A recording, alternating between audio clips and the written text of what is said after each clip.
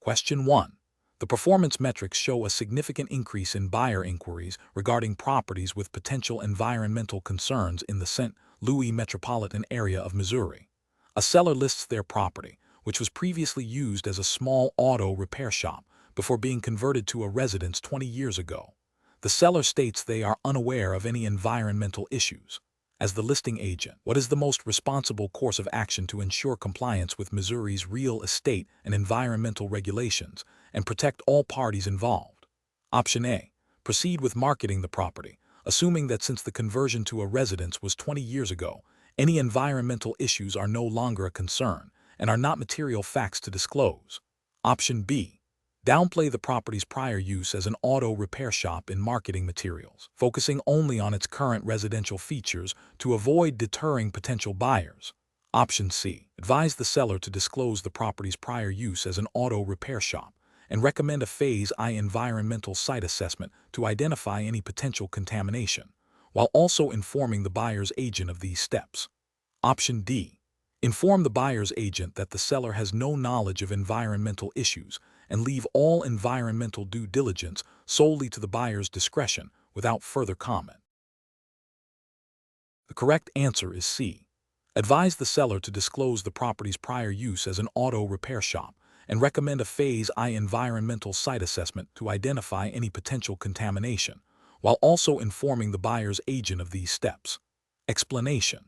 The performance metrics show a growing trend in environmental awareness among homebuyers in Missouri, directly impacting real estate transactions. This scenario is professionally challenging because real estate licensees must navigate complex environmental regulations, which can significantly affect property value, marketability, and legal liability. Failure to properly address environmental concerns can lead to significant financial penalties, legal disputes, and damage to professional reputation. Careful judgment is required to balance the seller's desire for a smooth transaction with the buyer's right to full disclosure and protection from environmental hazards. The best approach involves proactively identifying potential environmental issues and ensuring full compliance with Missouri's environmental disclosure laws. This means the licensee should advise the seller to disclose any known environmental conditions that could affect the property's use or value, such as past or present contamination, underground storage tanks, or proximity to hazardous waste sites.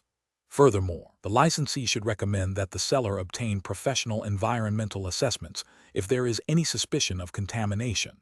This approach aligns with Missouri real estate license law, which mandates honesty, fairness, and full disclosure of all material facts, including those related to environmental conditions that could impact the property. It also upholds ethical standards by prioritizing the client's informed consent and protecting all parties from unforeseen environmental liabilities. An approach that involves downplaying or omitting known environmental concerns to facilitate a quicker sale is professionally unacceptable. This directly violates Missouri's statutory duty of disclosure and the ethical obligation to act with integrity. Such actions can expose the seller to future lawsuits and the licensee to disciplinary action, including license suspension or revocation. Another unacceptable approach is to assume that because a property has been used for a certain purpose, e.g., residential for many years, no environmental issues exist. This is a dangerous assumption that ignores the potential for historical contamination or the presence of undetected hazards like lead-based paint or asbestos, which are also subject to disclosure requirements in Missouri. Relying on assumptions rather than diligent inquiry and disclosure is a failure of professional responsibility. Finally, an approach that places the entire burden of environmental investigation solely on the buyer, without any proactive disclosure or guidance from the seller's agent, is also problematic. While buyers have a responsibility to conduct their own due diligence, the seller's agent has a duty to disclose known material facts and should not withhold information that could significantly impact the buyer's decision or future use of the property. Professionals should adopt a decision-making framework that prioritizes transparency, due diligence, and adherence to Missouri's specific real estate and environmental regulations. This involves understanding the disclosure obligations, recognizing potential environmental red flags, recommending professional assessments when necessary, and ensuring all parties are fully informed throughout the transaction. Question 2. The performance metrics show a significant increase in buyer interest in the neighborhood where your client wishes to sell their single-family home in Kansas City, Missouri. Your client has asked for your professional opinion on what price they should list their home for. You have gathered recent sales data for comparable properties, noted current market trends, and observed the condition of your client's home relative to others. Which of the following methods would be the most appropriate and professionally sound approach for you to utilize in assisting your client with establishing a listing price? Option A. Calculate the potential rental income of the property and apply a capitalization rate to estimate its value based on its income-generating potential. Option B. Prepare a comparative market analysis, CMA, by examining recent sales of similar properties, current listings, and expired listings in the immediate area, making adjustments for differences in features and condition. Option C. Rely solely on the asking prices of currently listed comparable properties without considering their sales history or market absorption rates. Option D. Estimate the cost to rebuild the home from scratch, subtract accrued depreciation, and add the value of the land. The correct answer is B. Prepare a comparative market analysis, CMA, by examining recent sales of similar properties, current listings, and expired listings in the immediate area, making adjustments for differences in features and condition. Explanation. This scenario presents a professional challenge for a Missouri licensed real estate salesperson because it requires them to provide a valuation to a client without directly performing a formal appraisal. The salesperson must understand the limitations of their role and the appropriate methods for assisting a client with property value estimation, ensuring compliance with Missouri real estate licensing laws and ethical standards. The core challenge lies in providing useful information without overstepping the bounds of a salesperson's authority or engaging in activities reserved for licensed appraisers. The most appropriate approach for a Missouri real estate salesperson in this situation is to prepare a comparative market analysis, CMA. A CMA involves gathering data on recently sold, currently listed, and expired listings of similar properties in the same geographic area. The salesperson then analyzes this data, making adjustments for differences in features, condition, and location, to arrive at an estimated market value range. This method is permissible for real estate licensees in Missouri, as it is a tool used to assist sellers in pricing their property for sale and buyers in making informed offers. Missouri real estate regulations permit licensees to provide such analyses as part of their marketing and sales services, provided they are presented as estimates and not formal appraisals. The ethical justification stems from the duty to represent the client's best interests by providing them with relevant market data to make informed decisions. Using the income approach would be professionally inappropriate and potentially misleading in this context. The income approach is primarily used for income-producing properties and relies on analyzing potential rental income, operating expenses, and capitalization rates to determine value. A salesperson typically lacks the specialized knowledge and data required to accurately perform an income analysis, and presenting such an analysis could be construed as practicing without a license if not done with extreme caution and clear disclaimers, which is not the primary function of a CMA. Furthermore, Missouri regulations do not authorize salespersons to perform income analyses as a standard service. Similarly, employing the cost approach would be professionally inappropriate. The cost approach estimates the value of a property by calculating the cost to replace or reproduce the building, minus depreciation, plus the value of the land.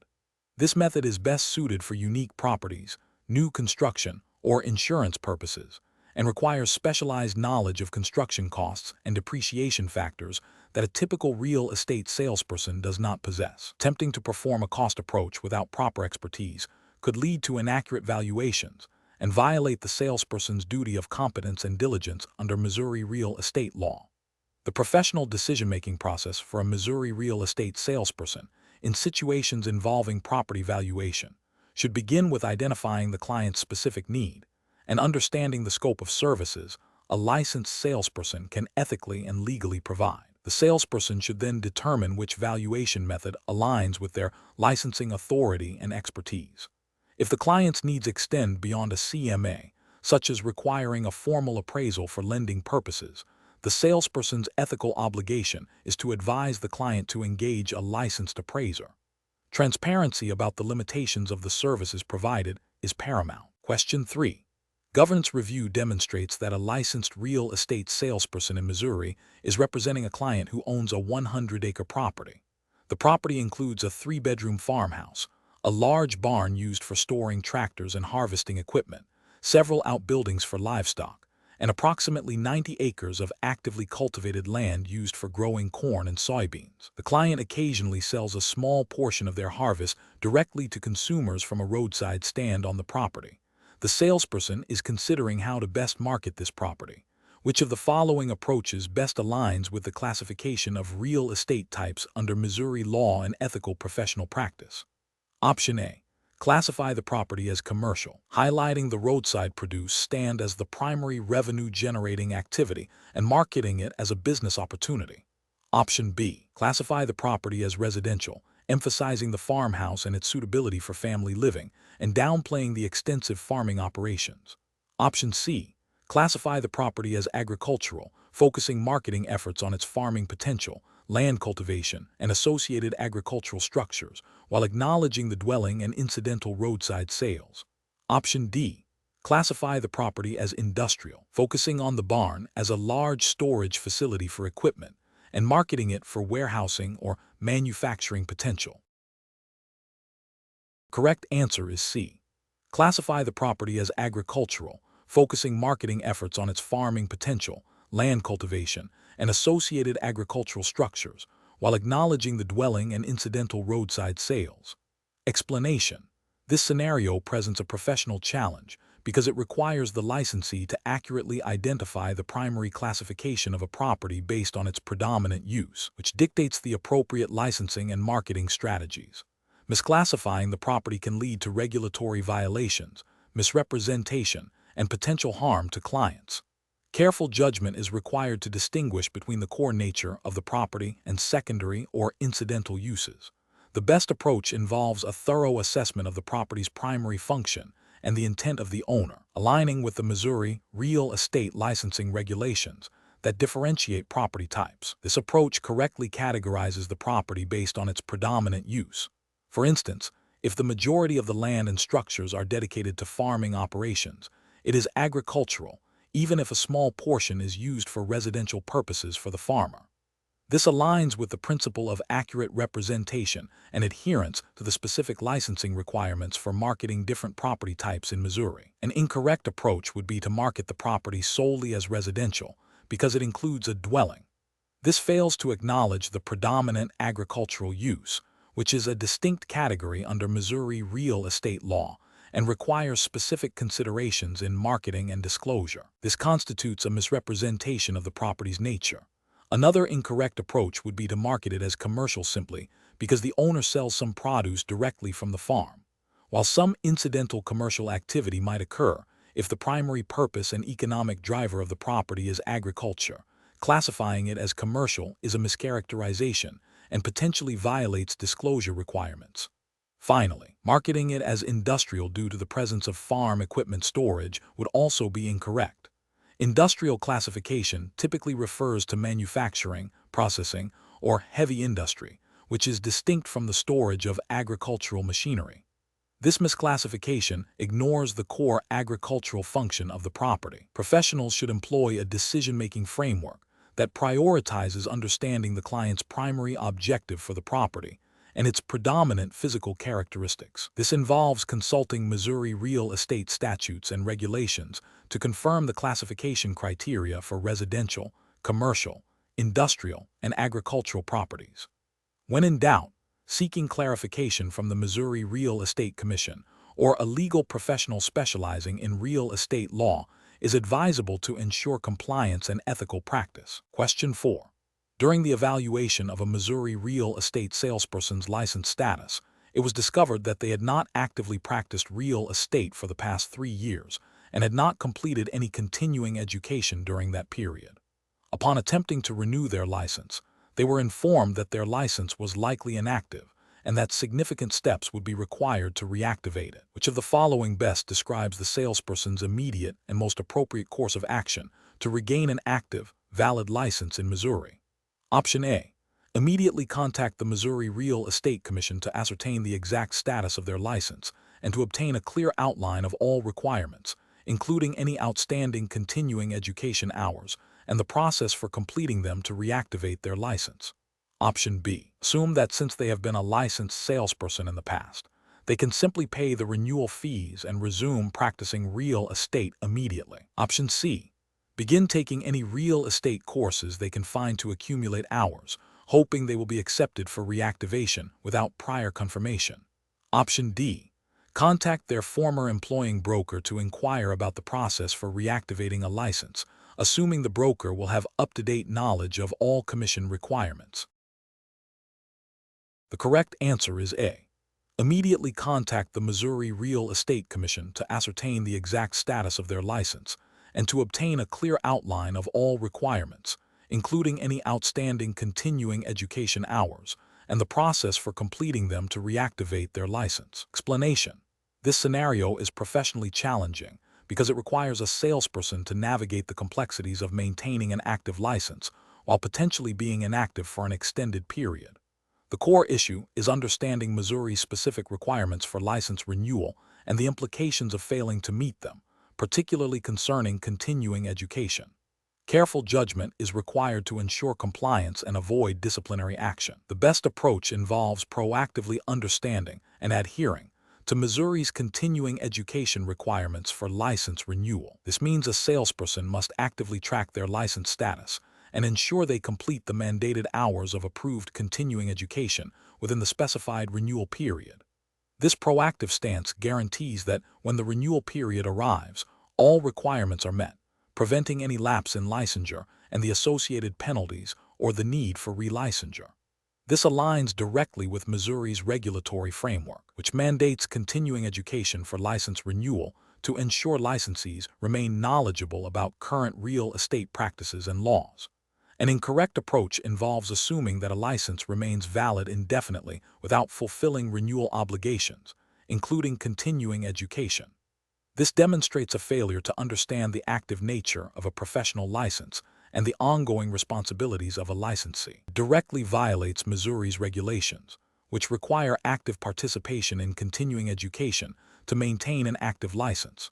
Another incorrect approach is to wait until the license has expired or is about to expire to inquire about continuing education requirements.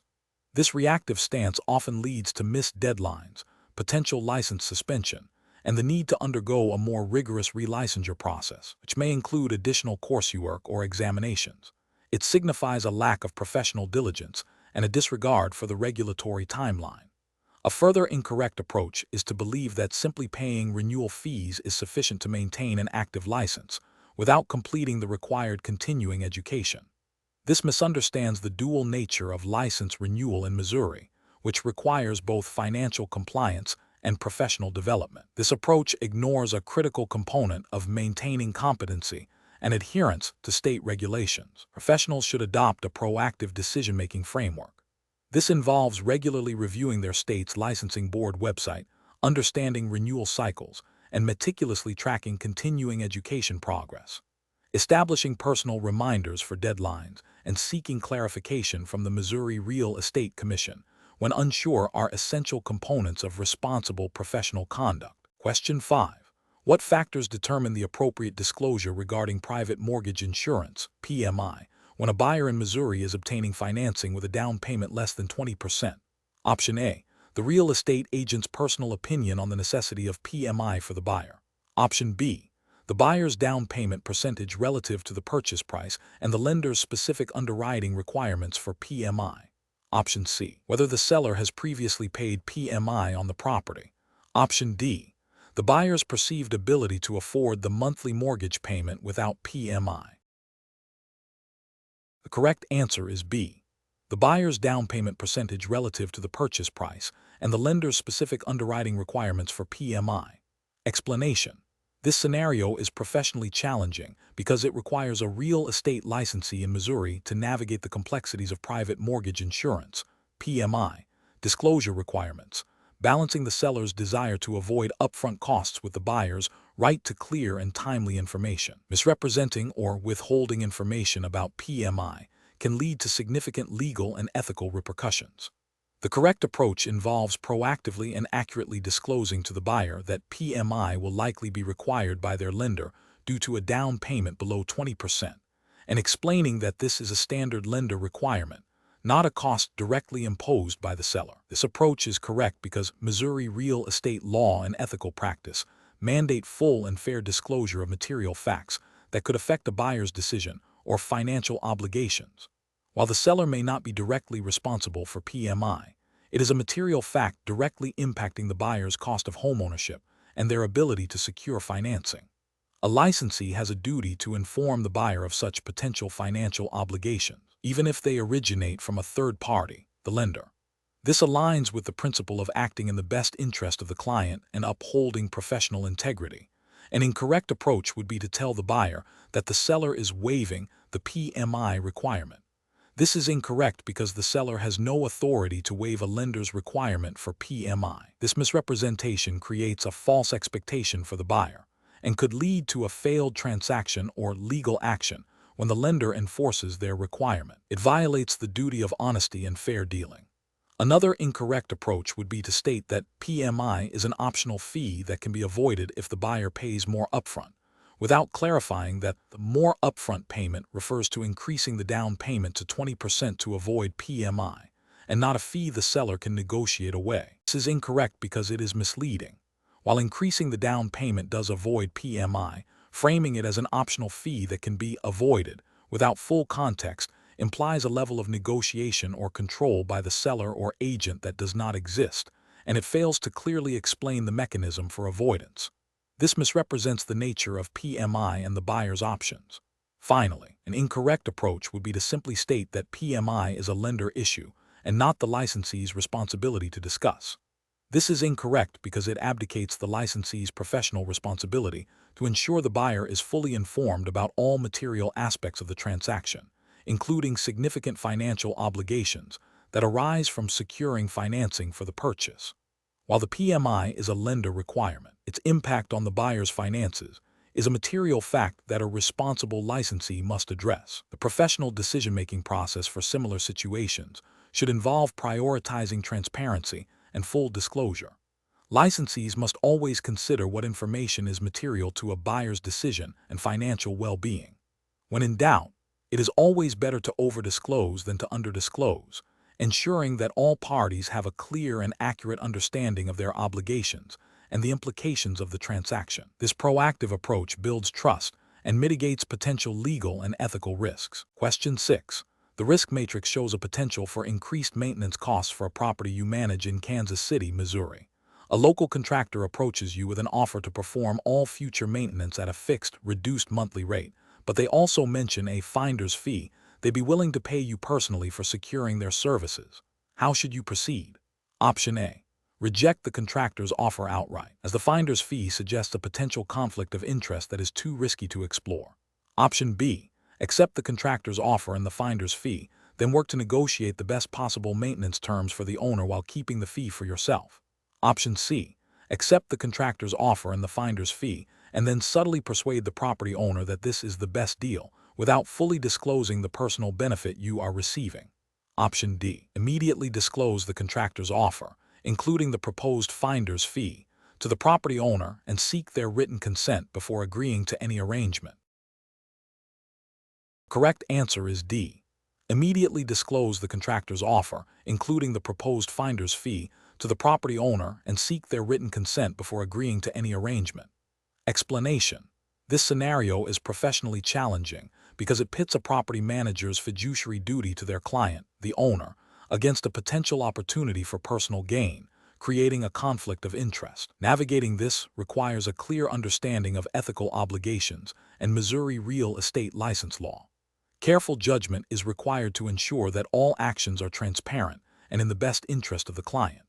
The best professional approach involves immediately disclosing the potential conflict of interest to the property owner and obtaining their informed consent before proceeding with any further action. This approach upholds the property manager's fiduciary duty by prioritizing the owner's interests and ensuring transparency. Missouri real estate license law, specifically regarding agency relationships and disclosure requirements, mandates that licensees act honestly and with undivided loyalty to their clients.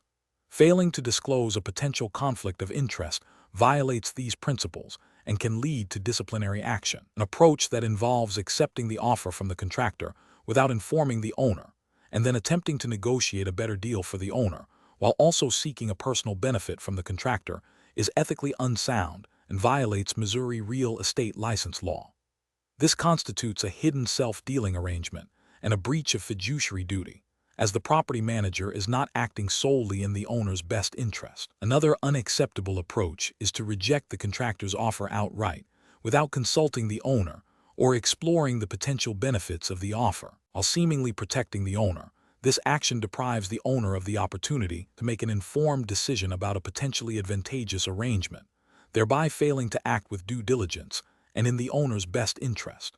Finally, an approach that involves accepting the contractor's offer and then subtly influencing the owner to accept it, while also securing a personal kickback from the contractor, is a severe ethical and legal violation. This is a form of undisclosed self-dealing and bribery, directly contravening the trust placed in the property manager and Missouri's stringent regulations against such practices. Professionals should employ a decision-making framework that begins with identifying potential conflicts of interest. Once identified, the next step is to consult relevant ethical codes and state regulations. The paramount principle should always be the client's best interest. Transparency and full disclosure are non-negotiable. If a conflict cannot be resolved ethically or with client consent, the professional should consider withdrawing from the transaction. Question 7.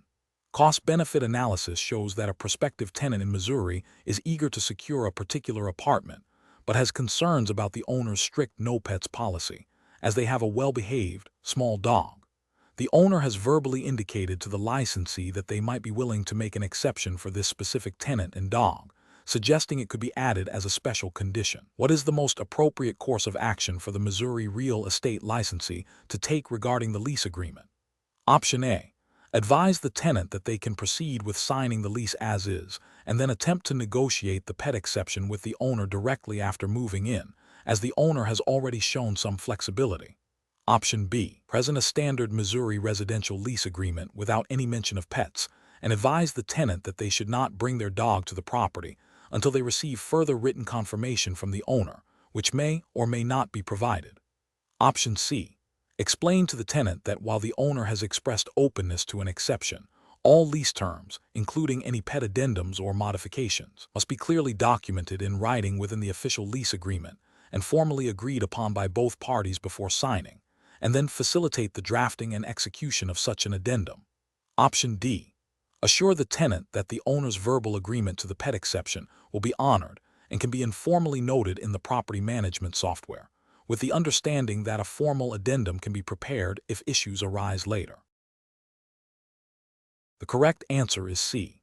Explain to the tenant that while the owner has expressed openness to an exception, all lease terms, including any pet addendums or modifications, must be clearly documented in writing within the official lease agreement and formally agreed upon by both parties before signing, and then facilitate the drafting and execution of such an addendum. Explanation. This scenario is professionally challenging because it requires a real estate licensee to balance the needs and expectations of both a prospective tenant and a property owner while adhering to Missouri's specific landlord-tenant laws and ethical obligations. Misinterpreting or misrepresenting lease terms can lead to legal disputes, financial penalties, and damage to the licensee's reputation and license. Careful judgment is required to ensure all parties understand their rights and responsibilities, as defined by Missouri law. The best approach involves clearly explaining the standard terms and conditions of a typical Missouri residential lease agreement to the prospective tenant, emphasizing that the owner's specific requirements will be incorporated into the final, legally binding document. This includes detailing common clauses such as rent payment schedules, security deposit handling, in accordance with Missouri statutes, maintenance responsibilities, and lease duration. The licensee should then facilitate a discussion between the tenant and the owner to negotiate and finalize any unique terms or conditions that deviate from the standard, ensuring both parties provide informed consent. This approach is correct because it prioritizes transparency, education, and adherence to Missouri's legal framework for lease agreements, protecting both parties and the licensee. It aligns with the ethical duty of a real estate professional to act with honesty and diligence, ensuring all contractual agreements are clear and legally sound under Missouri law. An incorrect approach would be to assure the tenant that the owner's verbal assurances regarding the pet policy will be sufficient and will be added to the lease later, without ensuring the owner formally agrees to this deviation in writing and that it is properly documented in the lease. This is an ethical and regulatory failure because verbal agreements regarding lease terms are often difficult to enforce and can lead to disputes. Missouri law requires lease agreements to be in writing and to clearly outline all terms and conditions. Failing to properly document the pet policy in the written lease, or relying on informal assurances, violates the principle of clear contractual obligations and could expose both the tenant and the owner to unforeseen issues. Another incorrect approach would be to present a lease agreement that includes a clause allowing the owner to unilaterally change the rent amount with only 30 days' notice, without first confirming this is permissible under Missouri landlord-tenant law, or discussing it with the owner to ensure they understand the legal limitations on rent increases. This is a regulatory failure because Missouri law has specific requirements regarding notice periods for rent increases, and such a broad unilateral power for the landlord may not be legally enforceable. It also fails to ensure the owner is acting within legal bounds. A final incorrect approach would be to advise the tenant that they can withhold rent if minor repairs are not made within 48 hours, without explaining the specific legal procedures for rent withholding in Missouri, which typically involve providing written notice and allowing a reasonable time for repairs, or utilizing specific statutory remedies. This is a regulatory and ethical failure because it provides incomplete and potentially misleading legal advice to the tenant, bypassing the established legal processes in Missouri for addressing repair issues and rent obligations.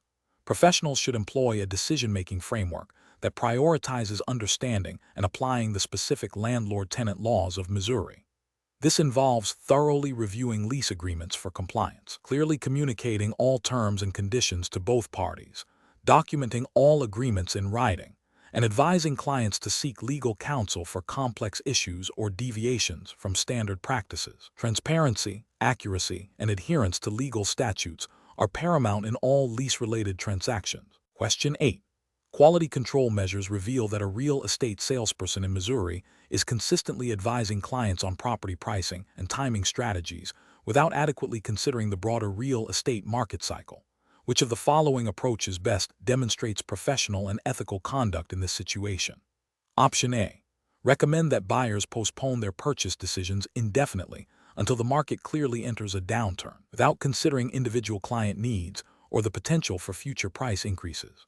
Option B. Base all pricing and timing advice solely on the most recent week's sales data, disregarding any long-term market trends or cyclical patterns. Option C.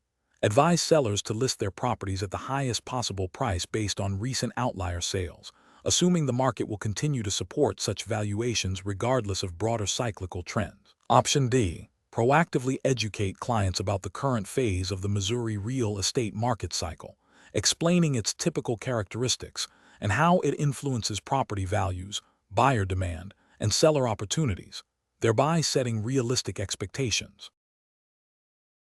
The correct answer is D. Proactively educate clients about the current phase of the Missouri real estate market cycle, explaining its typical characteristics and how it influences property values, buyer demand, and seller opportunities, thereby setting realistic expectations. Explanation. Scenario analysis. This scenario is professionally challenging because it requires a real estate salesperson in Missouri to navigate the complexities of market cycles and their impact on client expectations and property valuations. Misinterpreting or miscommunicating these trends can lead to significant financial repercussions for clients and damage the salesperson's reputation and license. Careful judgment is required to provide accurate, ethical, and legally compliant advice. Correct approach analysis. The best professional practice involves proactively educating clients about the current real estate market cycle in Missouri, including its typical phases, expansion, peak, contraction, trough, and how these phases influence property values, buyer demand, and seller opportunities. This approach aligns with the Missouri Real Estate Commission's emphasis on licensees acting with honesty, integrity, and competence. By providing a realistic outlook based on observable market data and trends, the salesperson fulfills their fiduciary duty to act in the client's best interest, ensuring informed decision-making and managing expectations effectively. This proactive education helps prevent misunderstandings and potential disputes arising from unrealistic price expectations or delayed transactions. Incorrect approach is analysis. Advising a seller to list their property at an inflated price solely because the market has recently seen a few high-value sales, without considering broader cyclical indicators or potential market softening, fails to uphold the duty of competence and honesty. This could lead to the property languishing on the market, ultimately requiring a significant price reduction, which is detrimental to the seller's financial outcome and potentially violates the principle of providing accurate market analysis.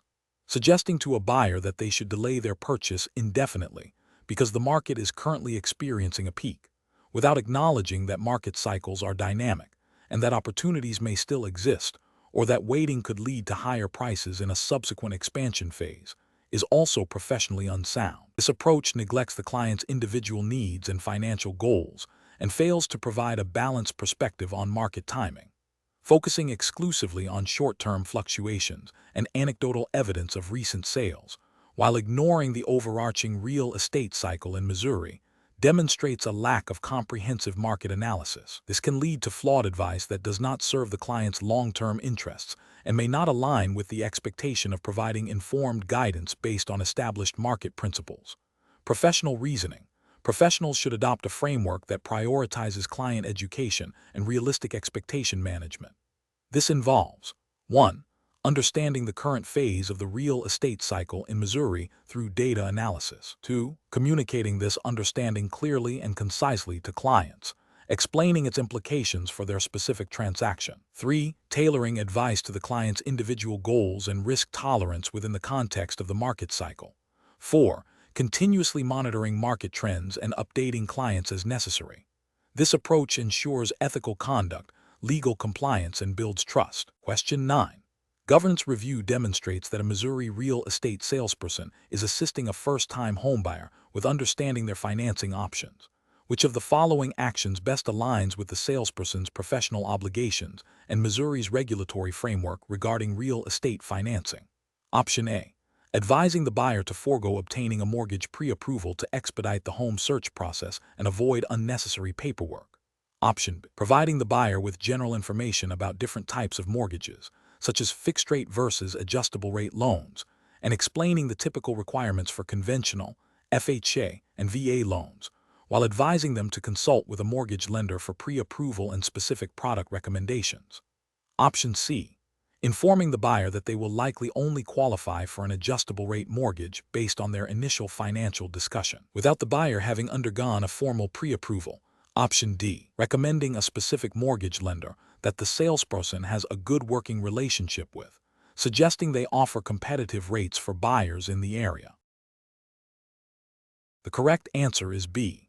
Providing the buyer with general information about different types of mortgages, such as fixed-rate versus adjustable-rate loans, and explaining the typical requirements for conventional, FHA, and VA loans, while advising them to consult with a mortgage lender for pre-approval and specific product recommendations. Explanation.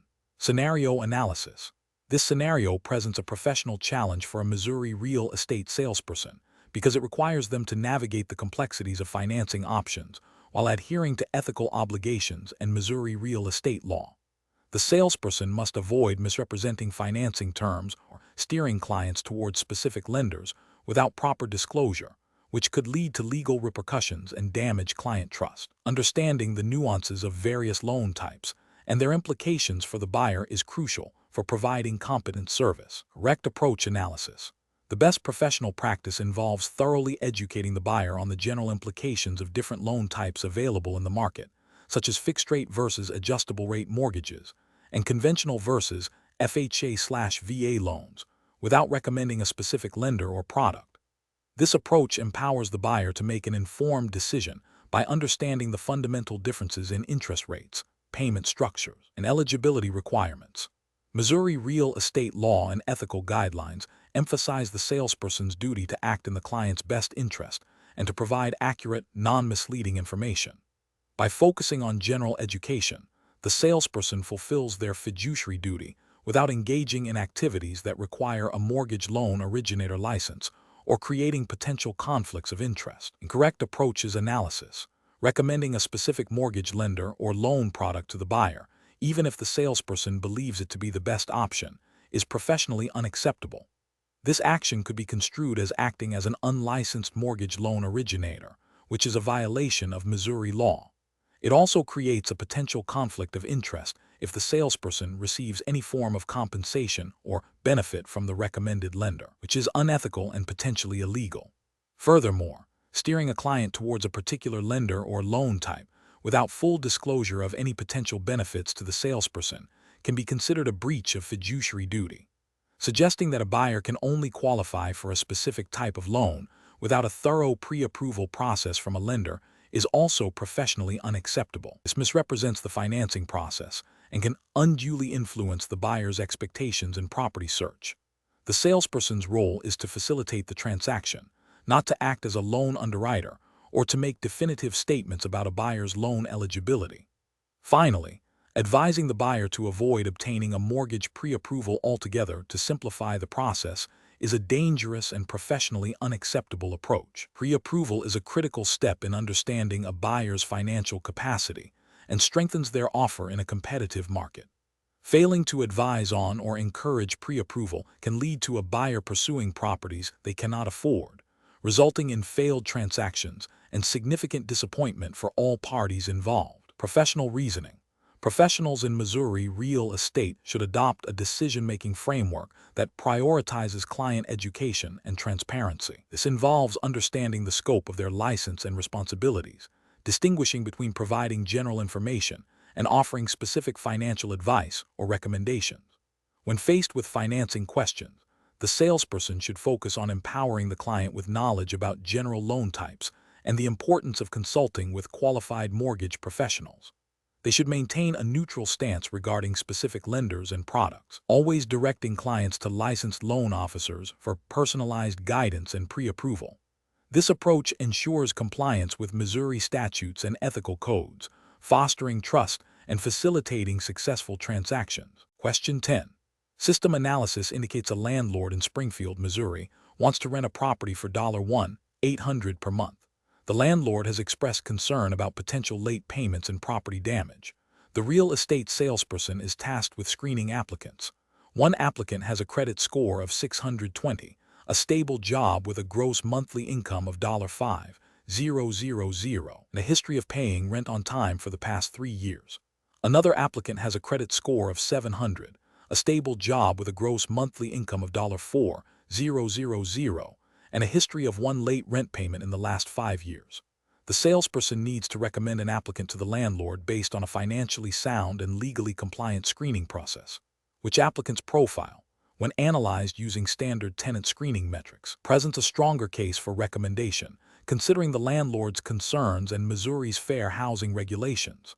Option A. The applicant with the $5,000 gross monthly income and a 620 credit score, as their income is significantly higher than the rent, suggesting a greater capacity to absorb unexpected expenses and a lower debt-to-income ratio, even with a slightly lower credit score. Option B.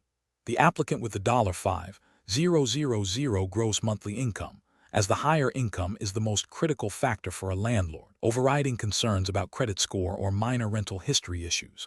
Option C. The applicant with the $4,000 gross monthly income and a 700 credit score, as the higher credit score indicates a more responsible financial history overall, which is a primary indicator of reliability. Option D. The applicant with the $4,000 gross monthly income and a 700 credit score, as the single late payment is a minor issue compared to the potential risk associated with a lower credit score. The correct answer is A. The applicant with the $5,000 gross monthly income and a 620 credit score, as their income is significantly higher than the rent, suggesting a greater capacity to absorb unexpected expenses and a lower debt-to-income ratio, even with a slightly lower credit score. Explanation. Scenario analysis.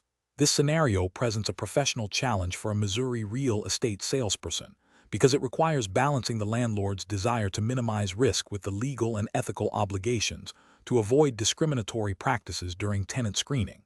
The salesperson must navigate subjective criteria while adhering to fair housing laws, making objective and defensible decisions crucial. The financial implications of a vacancy versus a problematic tenant necessitate a data-driven and compliant approach. Correct approach analysis.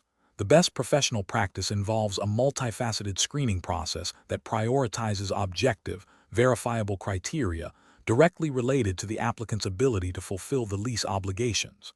This includes a thorough credit check to assess financial responsibility, verification of income to ensure the applicant can afford the rent, e.g., a debt-to-income ratio calculation, and a review of rental history to gauge past tenancy performance.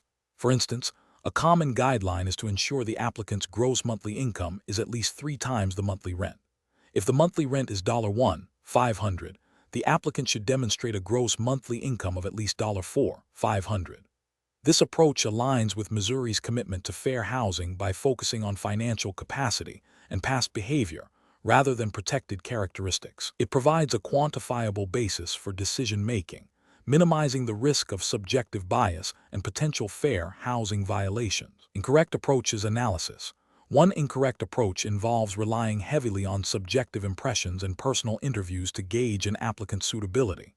This method is highly susceptible to unconscious bias and can lead to decisions based on protected characteristics, e.g., race, familial status, religion, rather than objective qualifications, violating fair housing principles. Another incorrect approach is to set arbitrary income requirements that are not directly tied to the rent amount or the applicant's ability to manage their finances. For example, demanding an applicant's income be 5 times the rent without a clear justification or a debt-to-income ratio calculation is overly restrictive and could disproportionately exclude qualified applicants, potentially leading to claims of indirect discrimination. A third incorrect approach is to solely focus on credit score without considering other financial indicators or the applicant's overall financial picture. A low credit score might be due to past extenuating circumstances, and if the applicant can otherwise demonstrate sufficient income and a stable employment history, a blanket rejection based solely on credit could be considered overly harsh and potentially discriminatory if it disproportionately affects certain protected groups. Professional reasoning. Professionals should adopt a standardized, written tenant screening policy that outlines objective criteria and the order in which they will be evaluated. This policy should be applied consistently to all applicants. When evaluating financial capacity, a debt-to-income ratio is a more robust metric than a simple income multiple. For example, a debt-to-income ratio of 40% or less is often considered a healthy benchmark. If a tenant has a gross monthly income of $6,000 and total monthly debt payments, excluding rent, of $1,000, their debt-to-income ratio would be /frac $1,000/$6,000 times 100 equals 16, 7 %. This demonstrates their ability to manage financial obligations. This systematic approach ensures fairness, compliance with Missouri's fair housing laws, and reduces the likelihood of legal challenges. Question 11. Benchmark analysis indicates that a real estate salesperson in Missouri is assisting a client who is a veteran and is interested in purchasing a home in a suburban area that is not considered strictly rural. The client has a moderate credit score and limited savings for a down payment. Which of the following approaches best serves the client's interests and complies with Missouri's real estate licensing laws? Option A. Focus exclusively on FHA loans, emphasizing their lower credit score requirements and reduced down payment options, as this is often the easiest government-backed loan for first-time buyers to secure. Option B. Explain the general benefits of FHA, VA, and USDA loans, highlighting the typical eligibility criteria for each, and then advise the client to consult with a mortgage lender to determine which program they qualify for and is most suitable for their specific financial situation and the property. Option C. Recommend a VA loan as the primary option because the client is a veteran, assuming they will automatically qualify for the best terms without exploring other possibilities, or confirming specific eligibility. Option D. Suggest a USDA loan because the property is in a suburban area, without verifying the client's income eligibility or the property's specific designation for USDA loan programs. The correct answer is B. Explain the general benefits of FHA, VA, and USDA loans, highlighting the typical eligibility criteria for each, and then advise the client to consult with a mortgage lender to determine which program they qualify for and is most suitable for their specific financial situation and the property. Explanation. This scenario is professionally challenging because it requires a real estate salesperson in Missouri to accurately advise a client on the nuances of government-backed loan programs without misrepresenting their benefits or limitations. The salesperson must understand the core differences between FHA, VA, and USDA loans to guide the client toward the most suitable option based on their specific circumstances, while also adhering to Missouri real estate licensing laws and ethical obligations. Misinformation could lead to a failed transaction, financial detriment to the client, and potential disciplinary action against the licensee. The best professional approach involves a thorough understanding of each loan program's eligibility requirements, benefits, and potential drawbacks, and then presenting this information factually to the client. This includes explaining that FHA loans are insured by the Federal Housing Administration and are designed to help low to moderate income borrowers, often with lower credit scores and down payment requirements. VA loans are guaranteed by the Department of Veterans Affairs for eligible veterans, active duty service members, and surviving spouses, typically offering no down payment and competitive interest rates. USDA loans are provided by the U.S. Department of Agriculture for eligible rural and suburban homebuyers, also often featuring no down payment options. The salesperson should then encourage the client to consult with a qualified mortgage lender who specializes in these programs to determine their specific eligibility and secure pre-approval. This approach ensures the client receives accurate, unbiased information and is empowered to make an informed decision with expert financial guidance, aligning with Missouri's requirement for licensees to act with honesty and integrity. An approach that focuses solely on the perceived ease of obtaining an FHA loan without detailing the other options or the client's specific eligibility is professionally unacceptable. This is because it fails to provide a comprehensive overview of available government-backed programs, potentially steering the client away from a more advantageous loan type like a VA or USDA loan if they qualify. This omission violates the ethical duty to act in the client's best interest and could be construed as steering, which is prohibited. Another professionally unacceptable approach is to recommend a VA loan solely because the client is a veteran, without verifying their specific eligibility or understanding the nuances of VA loan benefits and requirements. While the client may be a veteran, they might not meet the service or discharge requirements for a VA loan, or another program might be a better fit for their financial situation. This demonstrates a lack of due diligence and could lead to disappointment and a failed transaction. Recommending a USDA loan simply because the property is located in a semi-rural area, without confirming the client's income eligibility or the property's specific designation for USDA programs, is also professionally unsound. USDA loans have strict income limits and property eligibility criteria that must be met.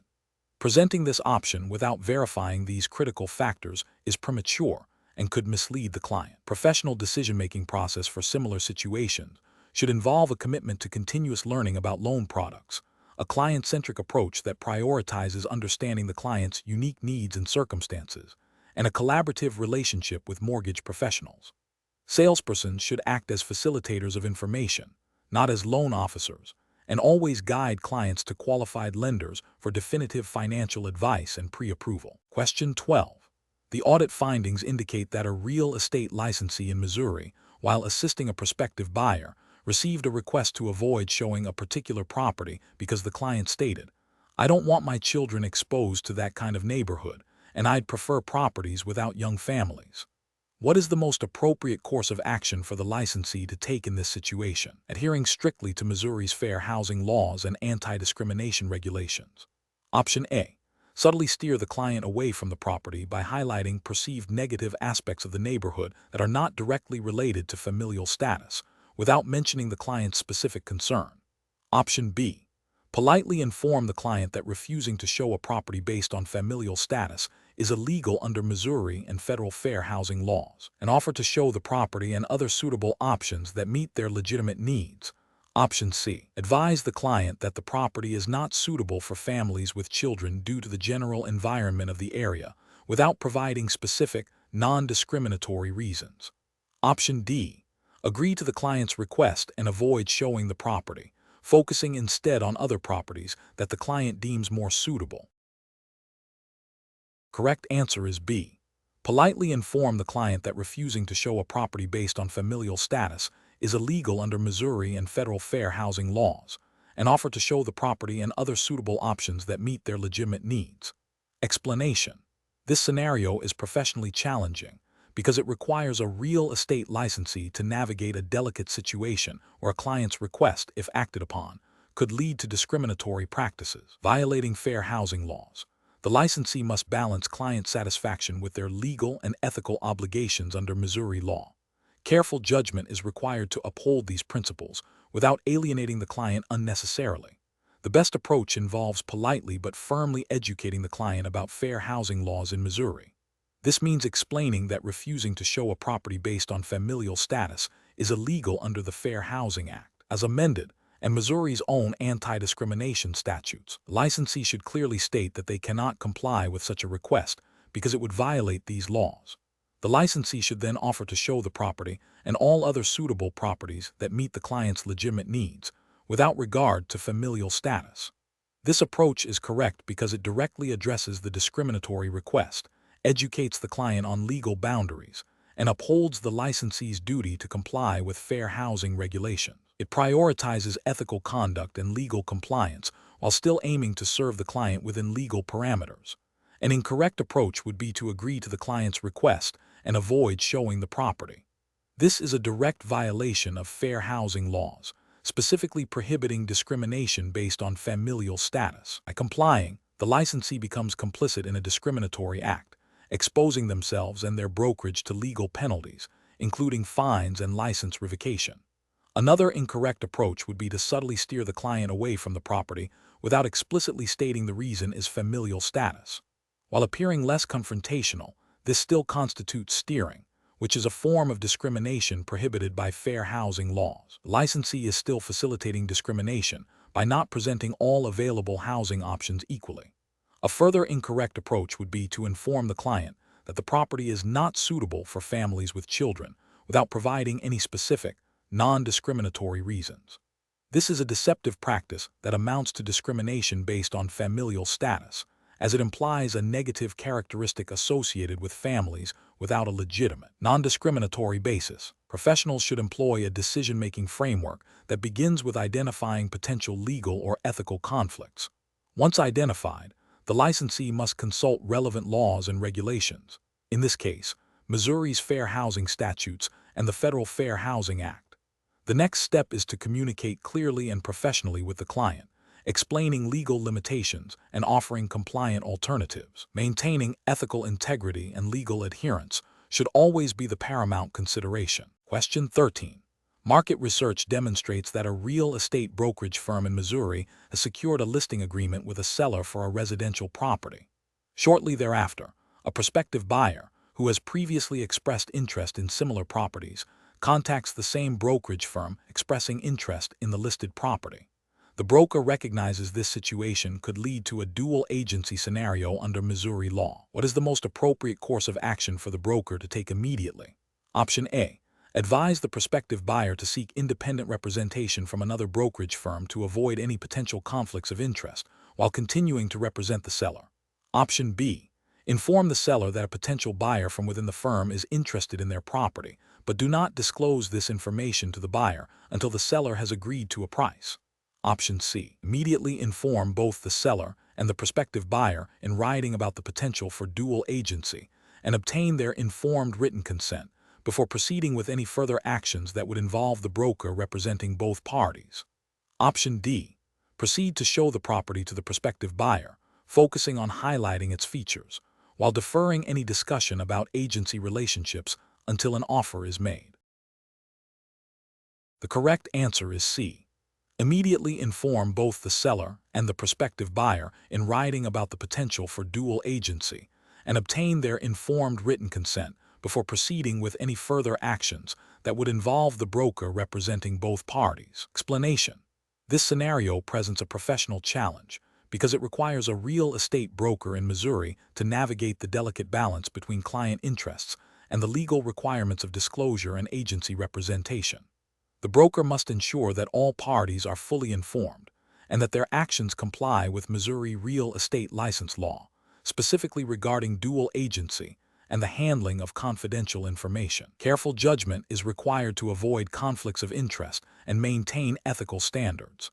The correct approach involves the broker immediately disclosing the potential dual agency situation to both the seller and the prospective buyer. This disclosure must be in writing and clearly outline the broker's role and the implications of representing both parties.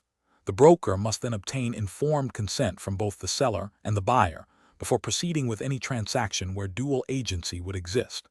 This aligns with Missouri's Real Estate License Act, which mandates disclosure of agency relationships and prohibits misrepresentation or concealment of material facts. By proactively informing both parties and seeking their explicit consent, the broker upholds their fiduciary duties and adheres to the legal framework governing real estate transactions in Missouri. An incorrect approach would be to proceed with showing the property to the buyer without informing the seller of the buyer's interest or the potential for dual agency. This violates the duty of loyalty and disclosure owed to the seller, as it creates a situation where the broker may be tempted to favor the buyer to secure a commission, potentially at the seller's expense. Such an action could be construed as a breach of fiduciary duty and a violation of Missouri real estate regulations. Another incorrect approach would be to inform the seller of the buyer's interest, but not the buyer of the seller's specific financial needs or motivation. While this might seem like a partial disclosure, it still falls short of the full transparency required in a dual agency situation. The broker has a duty to disclose all material facts to both parties, and withholding information about the seller's motivations could disadvantage the buyer and create an unfair negotiating position, thereby violating ethical obligations and potentially Missouri law. Finally, an incorrect approach would be to attempt to represent only the buyer in this scenario, while still having the listing agreement with the seller. This creates an undisclosed conflict of interest. The broker is bound by the listing agreement to represent the seller's best interests. Simultaneously attempting to represent the buyer without a clear, consented to dual agency agreement would be a direct violation of agency law and Missouri's Real Estate License Act, leading to potential disciplinary action and legal repercussions. Professionals should approach such situations by prioritizing transparency and adherence to legal and ethical mandates. A robust decision-making framework involves 1. Identifying potential conflicts of interest or agency issues early. 2. Consulting relevant Missouri real estate statutes and regulations. 3. Communicating openly and honestly with all parties involved. 4. Obtaining written informed consent for any agency arrangement that deviates from single-party representation. 5. Documenting all communications and agreements meticulously. Question 14. The monitoring system demonstrates that a client in Missouri is seeking to purchase a property quickly and has expressed interest in exploring financing options beyond traditional bank mortgages, specifically mentioning hard money loans and seller financing. As a licensed Missouri real estate salesperson, what is the most appropriate course of action to assist this client? Option A. Act as a loan facilitator for hard money loans, leveraging personal contacts with lenders to expedite the process and negotiate terms on behalf of the client, as this demonstrates proactive service. Option B. Educate the client thoroughly on the general characteristics, potential risks, and typical terms of hard money loans and seller financing, and strongly advise them to seek independent legal and financial counsel to review any proposed agreements and understand the full implications. Option C. Focus solely on the property search and negotiation of the purchase price, assuming the client will independently research and secure any necessary financing, as discussing specific loan types might be outside the scope of a real estate salesperson's duties. Option D. Advise the client that seller financing is a straightforward process and assure them that the standard purchase agreement will adequately cover all necessary terms without the need for separate legal review of financing documents. The correct answer is B.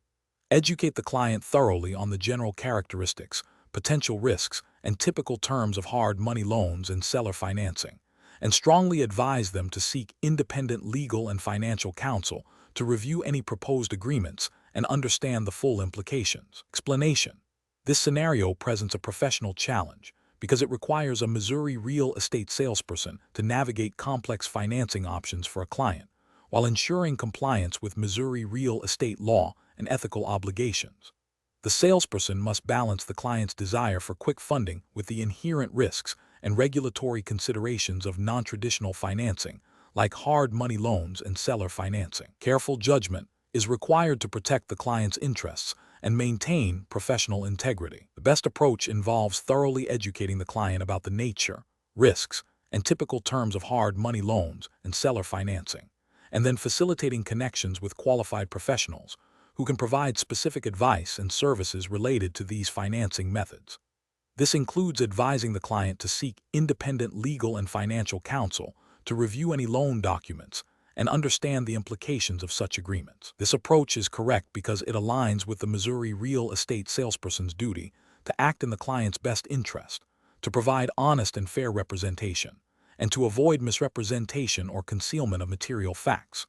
Missouri law and ethical standards emphasize the importance of informed consent and due diligence, which are best achieved by empowering the client with knowledge and directing them to specialized expertise. An incorrect approach involves the salesperson acting as a de facto loan broker or advisor for hard money loans without proper licensing or expertise. This could lead to misrepresentations about loan terms, fees, or the lender's qualifications, potentially violating Missouri's laws regarding unlicensed activity and deceptive practices.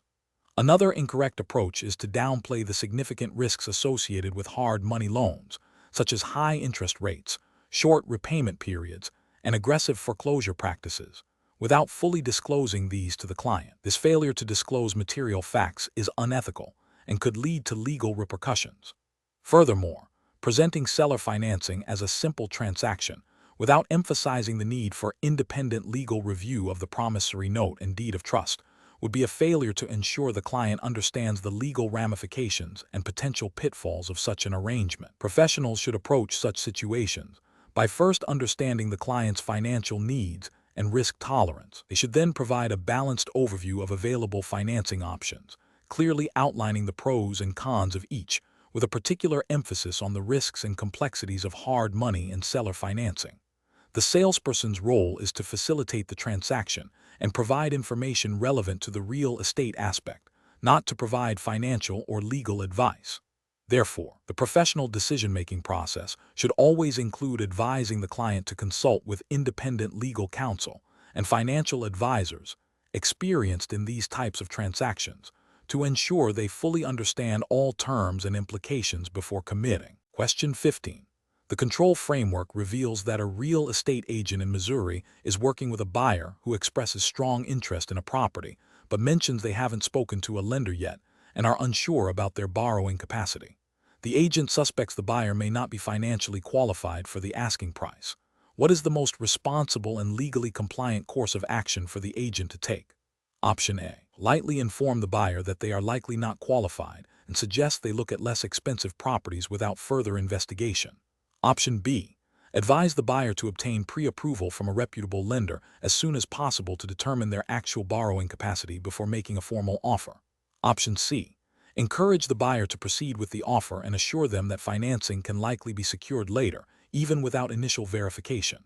Option D. Submit the buyer's offer to the seller immediately, as the agent's duty is to present all offers regardless of perceived buyer qualifications. Correct answer is B. Advise the buyer to obtain pre-approval from a reputable lender as soon as possible to determine their actual borrowing capacity before making a formal offer. Explanation.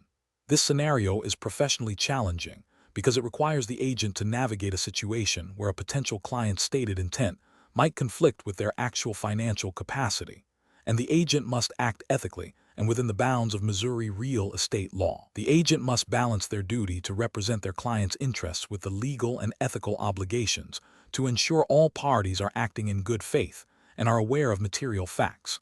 The best approach involves the agent proactively verifying the buyer's financial qualifications through a reputable lender.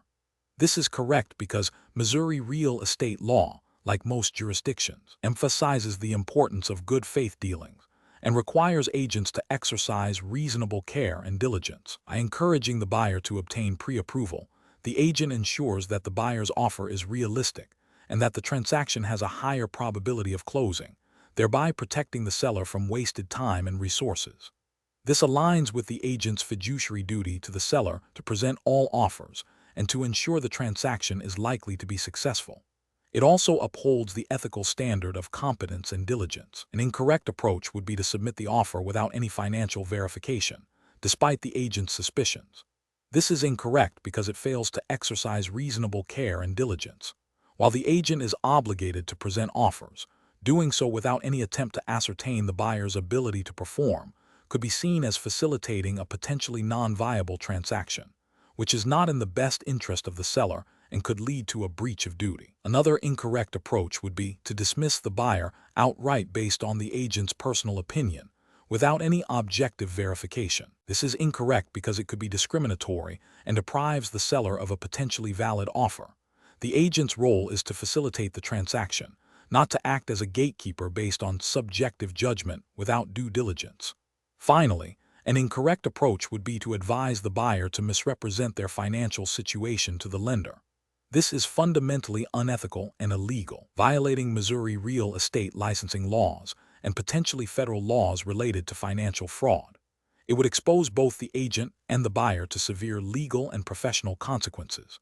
Professionals should use a decision-making framework that prioritizes due diligence, ethical conduct, and adherence to regulatory requirements. This involves understanding the client's needs and capabilities, verifying critical information through objective means, and always acting in the best interest of the client while upholding legal and ethical standards. When in doubt, seeking guidance from a supervising broker or legal counsel is advisable. Question 16. Process analysis reveals that a Missouri real estate salesperson is assisting a client interested in purchasing an investment property. The client expresses a desire for a property that will generate significant passive income and appreciates rapidly. The salesperson has identified several properties that appear to meet these criteria based on market data. What is the most appropriate course of action for the salesperson to take to ethically and legally guide the client's decision-making process? Option A. Recommend a specific property that the salesperson believes has the highest potential for rapid appreciation, based on their personal market insights and past successful transactions. Option B. Emphasize the potential for substantial capital gains and high rental yields for all identified properties, focusing on the positive aspects and minimizing discussion of potential market downturns or unexpected property maintenance costs. Option C. Advise the client to use a particular mortgage broker and property management company that the salesperson has worked with previously, assuring them that these professionals will ensure a profitable investment. Option D. Present objective data on each property, including market comparables, potential rental income based on current market rates, and estimated operating expenses, while strongly advising the client to consult with a qualified financial advisor and real estate attorney before making any commitment. The correct answer is D. Present objective data on each property, including market comparables, potential rental income based on current market rates, and estimated operating expenses, while strongly advising the client to consult with a qualified financial advisor and real estate attorney before making any commitment. Explanation. Scenario analysis. This scenario presents a professional challenge for a Missouri real estate salesperson because it requires them to move beyond simply presenting investment options to actively guiding a client through a complex decision-making process. The salesperson must balance their fiduciary duty to the client with the need to avoid providing unlicensed financial advice. The client's reliance on the salesperson's expertise, coupled with the inherent risks of real estate investment, necessitates a careful and ethically sound approach that respects regulatory boundaries. Correct approach analysis. The best professional practice involves the salesperson acting as an information facilitator and risk communicator, rather than advisor. This approach entails providing objective data about potential investment properties, including market trends, property specifics, and potential return on investment, ROI projections based on publicly available data or seller disclosures. Crucially, the salesperson must clearly and consistently advise the client to consult with qualified, independent financial and legal professionals before making any investment decisions. This aligns with Missouri real estate licensing laws, which prohibit unlicensed individuals from providing investment advice. The salesperson's role is to present opportunities and facilitate due diligence, not to make recommendations or guarantee outcomes. This upholds the salesperson's fiduciary duty by ensuring the client is empowered to make informed decisions with expert guidance, while staying within the legal scope of their license. Incorrect approach is analysis. Recommending a specific property based on the salesperson's personal belief in its future appreciation potential constitutes providing unlicensed investment advice. This violates Missouri real estate regulation, which strictly define the scope of practice for licensed salespersons and prohibit them from acting as financial advisors. Such an action could expose the client to undue risk and the salesperson to disciplinary action, including license suspension or revocation. Suggesting that the client use a specific mortgage broker or property management company, even if the salesperson has a good working relationship with them, can create a conflict of interest and imply an endorsement that goes beyond facilitating a transaction. While referrals are common, the salesperson must ensure these are presented neutrally, without any pressure or suggestion of preferential treatment or guaranteed success, and always with the client's best interest as the primary consideration, avoiding any appearance of steering. Focusing solely on the potential for quick profits and downplaying any associated risks or market volatility is ethically irresponsible and potentially misleading. Real estate investments carry inherent risks, and a professional salesperson has a duty to present a balanced view, including potential downsides, to enable the client to make a fully informed decision. This failure to disclose material risks can lead to client dissatisfaction and regulatory scrutiny. Professional reasoning. Professionals should adopt a decision-making framework that prioritizes client education and empowerment within legal and ethical boundaries. This involves 1. Understanding the client's investment goals and risk tolerance. 2. Gathering and presenting objective factual information about potential properties. 3. Clearly articulating the limitations of their role and the necessity of independent professional advice, financial, legal, tax. 4. Documenting all communications and advice provided, especially disclaimers regarding investment recommendations. 5. Maintaining a neutral stance, avoiding personal opinions or guarantees about investment performance. Question 17. Analysis of a situation in Missouri where a real estate salesperson, representing a buyer, discovers that a property the buyer is interested in is owned by a relative of the salesperson. What is the most ethically and legally sound course of action for the salesperson to take? Option A. Inform the buyer about the relationship only after the buyer has expressed strong interest or made an offer on the property. Option B. Advise the buyer that the property is a good investment because of the salesperson's personal connection to the seller. Option C. Immediately disclose the salesperson's familial relationship to the property owner to the buyer client.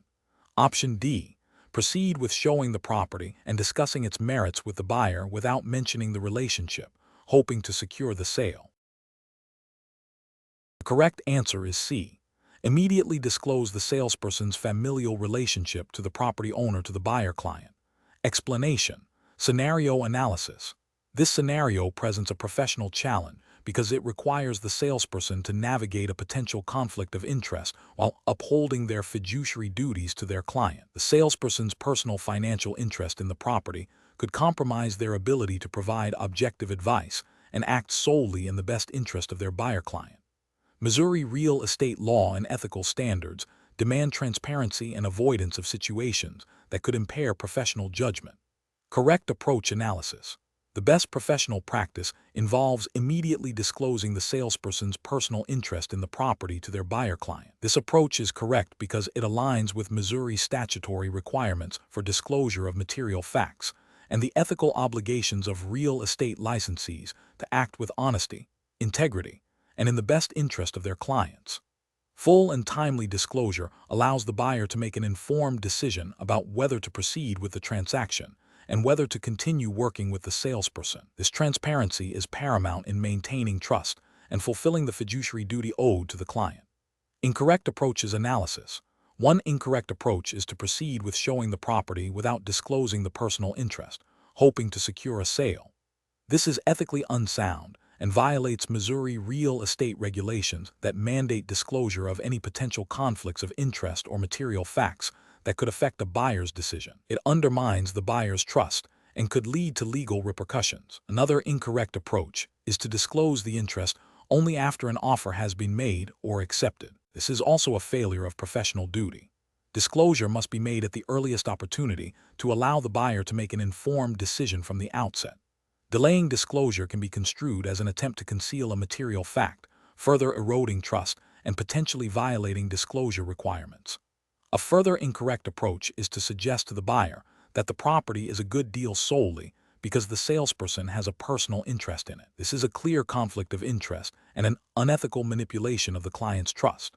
The salesperson's personal financial gain should never influence their professional advice to a client.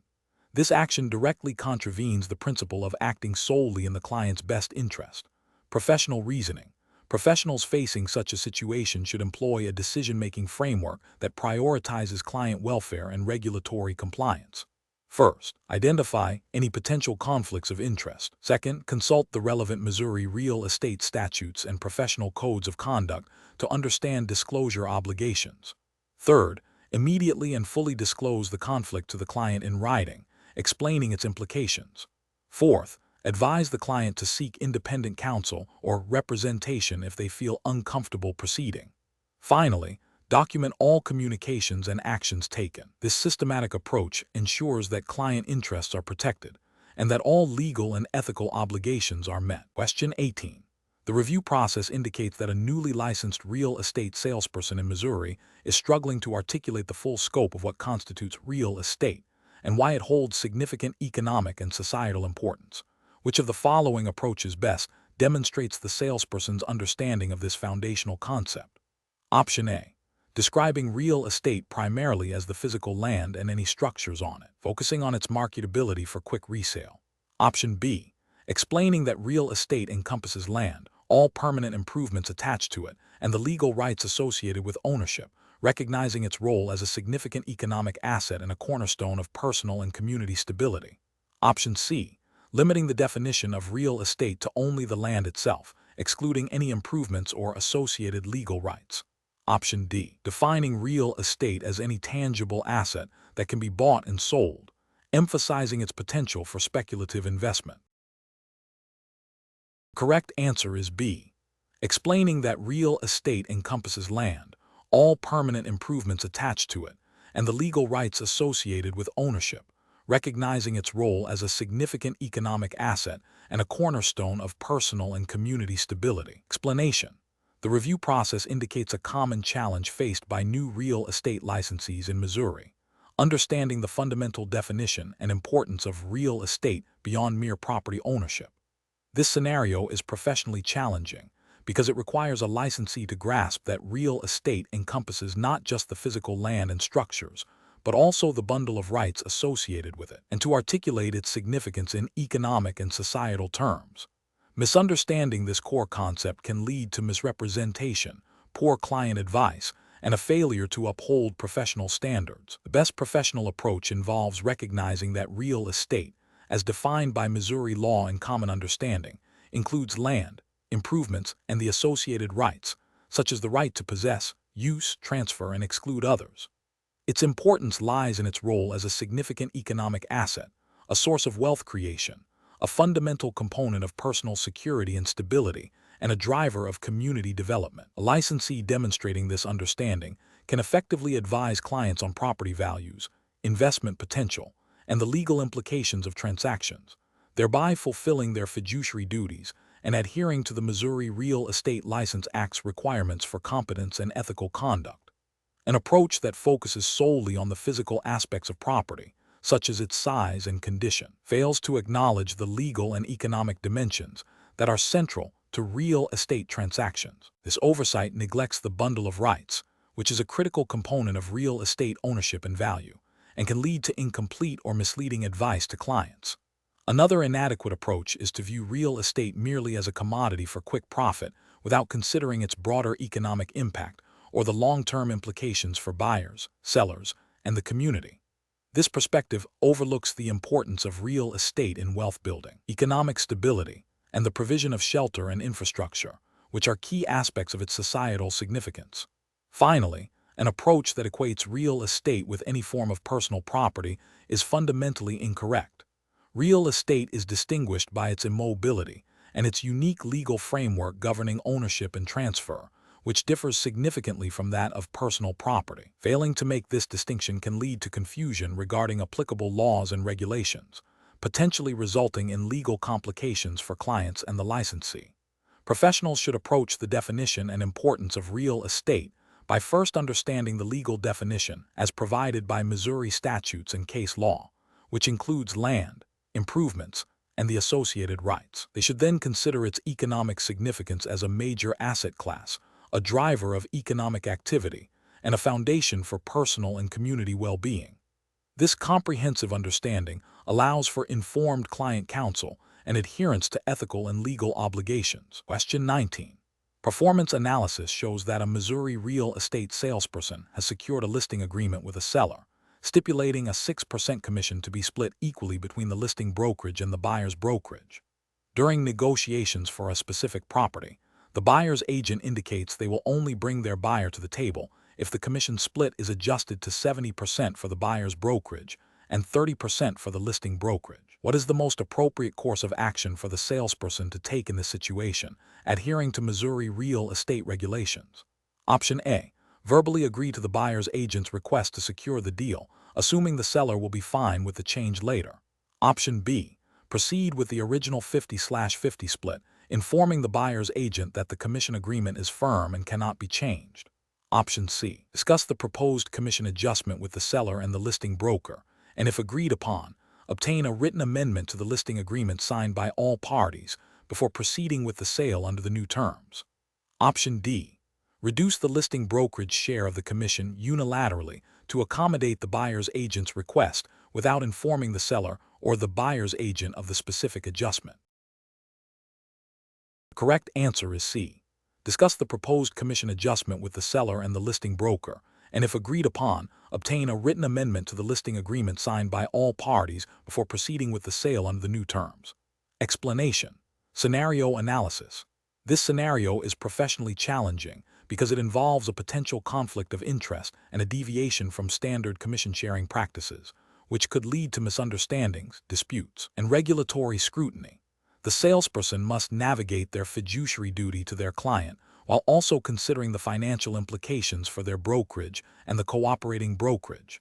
Missouri real estate law requires transparency and adherence to agreed-upon commission structures. Correct approach analysis.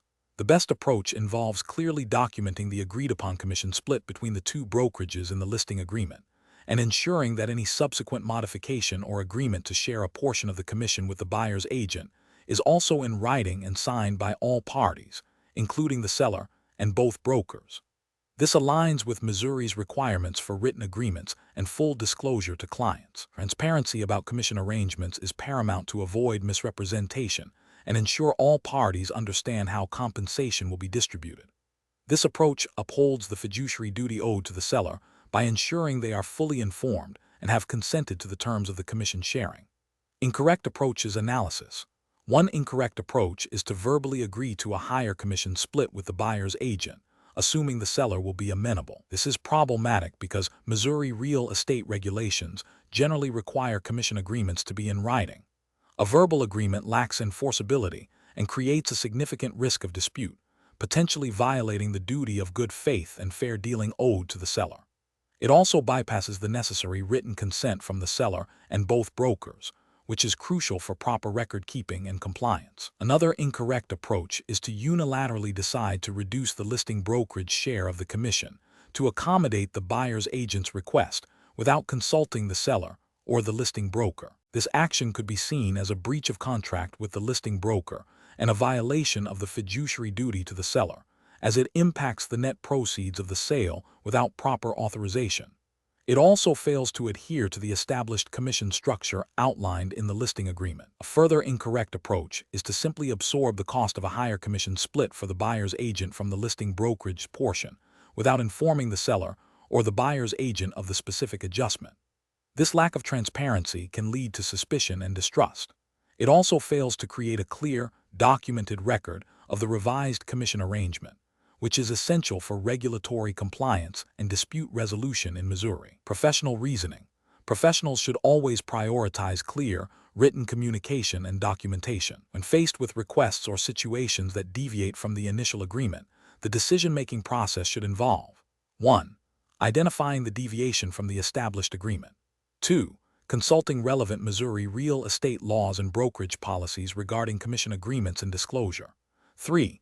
Communicating transparently with all parties involved, seller, buyer's agent, and cooperating broker, to discuss the proposed changes. 4. Obtaining written consent from all necessary parties before implementing any modifications. 5. Ensuring all agreements are properly documented and retained. Question 20. Operational review demonstrates that a Missouri real estate brokerage has closed 3 transactions in the past month. Transaction A generated a gross commission of $15,000 with a 50% split to the cooperating broker. Transaction B generated a gross commission of $12,000 with a 40% split to the cooperating broker. Transaction C generated a gross commission of $18,000 with a 55% split to the cooperating broker. The brokerage operational expenses for the month totaled $7,500. What is the brokerage net profit for the month, assuming all commission payments and expenses have been made? Option A, $34,500. Option B, $29,400. Option C, $21,900. Option D, $24,400. The correct answer is C, $21,900. Explanation. Scenario analysis. This scenario presents a common challenge in real estate brokerage operations in Missouri, accurately tracking and reporting commission income and expenses to ensure compliance with Missouri real estate licensing laws and sound financial management. The difficulty lies in distinguishing between gross commission income and net commission income after splits, and in properly allocating expenses to maintain accurate financial records for both the brokerage and individual agents. Failure to do so can lead to misrepresentation of financial health, potential tax issues, and violations of record-keeping requirements mandated by the Missouri Real Estate Commission. MROC. Correct approach analysis. The best approach involves calculating the net commission received by the brokerage after paying out the cooperating broker's share, and then deducting the brokerage direct expenses to arrive at the net profit. This method aligns with the principles of accurate financial reporting and record-keeping, as required by Missouri law. Specifically, Missouri real estate brokers are required to maintain accurate and current records of all financial transactions, including commissions received and disbursed. By calculating net commission after splits and then deducting brokerage expenses, the brokerage accurately reflects its own financial performance and provides a clear basis for agent commission statements, adhering to MROC expectations for transparency and accountability in financial record-keeping. Incorrect approaches analysis. One incorrect approach is to simply report the total gross commission received from all transactions as the brokerage income before any expenses or splits. This fails to account for the funds that are legally owed to cooperating brokers and agents, misrepresenting the brokerage actual revenue and profitability. It also violates the principle of accurate record-keeping by not reflecting the true flow of funds. Another incorrect approach is to deduct all brokerage expenses from the gross commission without first accounting for the commission splits owed to cooperating brokers and agents. This method also distorts the financial picture, as the brokerage does not legally own the entire gross commission to begin with. It can lead to inaccurate commission statements for agents and a misleading representation of the brokerage's financial standing, potentially violating MROC requirements for clear and truthful financial reporting. A third incorrect approach is to only track the total amount paid out to agents and cooperating brokers, without separately identifying the brokerage's own operational expenses. This leaves the brokerage without a clear understanding of its profitability and makes it impossible to generate accurate financial statements that would be required for internal management and potential audits, contravening the spirit of comprehensive financial record-keeping expected by MROC. Professional reasoning. Professionals should always prioritize accuracy and compliance when managing financial records. This involves understanding the flow of funds from client payment to commission splits and then to brokerage expenses. A systematic approach, starting with gross commission, deducting necessary splits, and then subtracting operational expenses, ensures that all financial transactions are accounted for correctly. This methodical process not only satisfies regulatory requirements, but also provides valuable insights into the brokerage's financial health, enabling informed business decisions and maintaining trust with agents and clients.